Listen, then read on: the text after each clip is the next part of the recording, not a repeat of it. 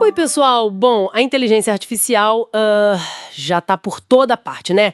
Desde recomendação online até umas decisões bem mais complexas. Hoje, a gente vai dar uma olhada mais a fundo na tentativa do Brasil de colocar ordem nisso. O projeto de lei 2338 de 2023. Nossa fonte aqui é o próprio texto do projeto. E a ideia é, sabe, entender os pontos principais dessa proposta. Ok, vamos desmembrar isso. Basicamente, o PL quer criar, assim, umas normas gerais para desenvolver e usar IA de um jeito responsável. O foco principal é proteger direitos fundamentais, sabe? Garantir que os sistemas sejam seguros, confiáveis e tem os princípios guiando isso, né? Tipo, colocar a pessoa no centro, respeito aos direitos humanos, valores democráticos, não discriminação, privacidade e, claro, sem esquecer de incentivar a inovação. É um equilíbrio delicado. Pois é. E o que eu acho fascinante aqui é a abordagem central que eles escolheram. É uma regulação baseada em risco. Está lá no capítulo 3. A ideia, basicamente, é que todo sistema de IA passe por uma avaliação preliminar, lá no artigo 13, para ver o nível de risco que ele representa. Ah, interessante. Uma classificação prévia, então? Exato. E aí tem categorias. A primeira é o risco excessivo. Esses são os usos que seriam, tipo, proibidos mesmo. Pensa, sei lá, em técnica subliminar para prejudicar alguém ou explorar a vulnerabilidade de criança e idoso. Ou um exemplo bem direto. O poder público usar social scoring, aquela pontuação baseada em comportamento, para liberar ou negar serviço, isso não pode. E tem também uma restrição forte no uso de identificação biométrica à distância pela segurança pública, sabe? Tipo o reconhecimento facial em tempo real, só com lei específica e autorização judicial. Tá lá no artigo 15. Entendi. E depois do proibido, qual é o próximo nível? Aí vem o alto risco. Aqui a coisa fica mais complexa. São sistemas usados em áreas que a gente chama de críticas, onde um erro pode ter um impacto bem sério na vida das pessoas. Lista grande.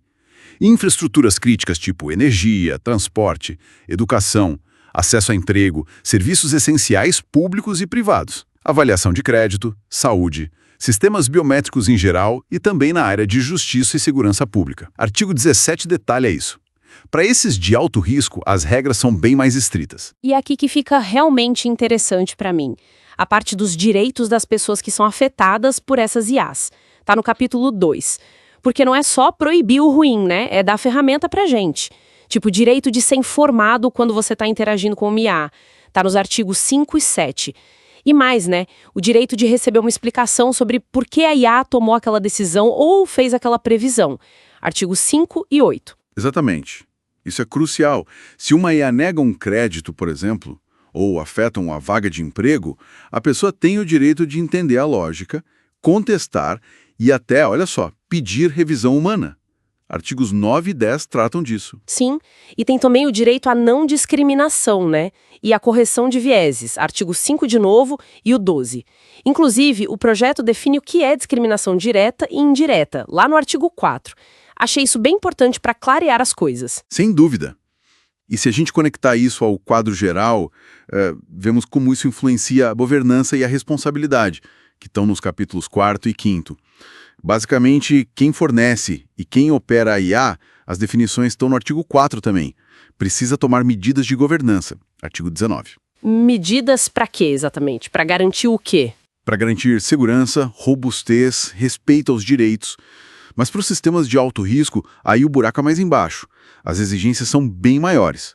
Precisa ter documentação super detalhada, fazer testes rigorosos de confiabilidade, tomar medidas para mitigar vieses, o que passa por avaliar os dados de treino, ter equipes diversas, garantir explicabilidade, ou seja, conseguir explicar como o sistema funciona e, fundamental, manter supervisão humana efetiva. Isso está no artigo 20. Uau, é bastante coisa. E tem mais. É nesse ponto que entra a famosa avaliação de impacto algorítmico, a AIA, artigo 22. Ela é obrigatória para sistemas de alto risco. É tipo um estudo aprofundado antes de colocar o sistema para rodar, para ver os riscos sociais, éticos e como mitigar eles. E importante, as conclusões dessa IA têm que ser públicas. Artigo 26. Transparência. Entendi. E quem fiscaliza tudo isso? O projeto prevê a criação de uma autoridade competente, artigo 32. Ela vai fiscalizar, aplicar sanções, e as sanções podem ser pesadas, viu? Multa de até 50 milhões de reais ou 2% do faturamento. Está no artigo 36. E um ponto jurídico chave sobre responsabilidade civil no artigo 27. Se uma IA de alto risco ou risco excessivo causar dano, a responsabilidade de quem fornece ou opera é objetiva. Ou seja, não precisa provar a culpa deles. Basta provar o dano e a ligação com a IA. Facilita para a vítima. Certo. Muita regra, muito controle. Mas você mencionou equilíbrio lá no começo. E a inovação? O projeto pensa nisso também? Né? Então, o que tudo isso significa para quem está desenvolvendo tecnologia? Sim, ele tenta não ser só punitivo. Busca fomentar a inovação responsável. Um exemplo claro são os sandboxes regulatórios previstos no artigo 38. São ambientes controlados com regras um pouco mais flexíveis para empresas testarem novas IAs sem o peso total da regulação logo de cara. Tipo um laboratório com supervisão? Exato.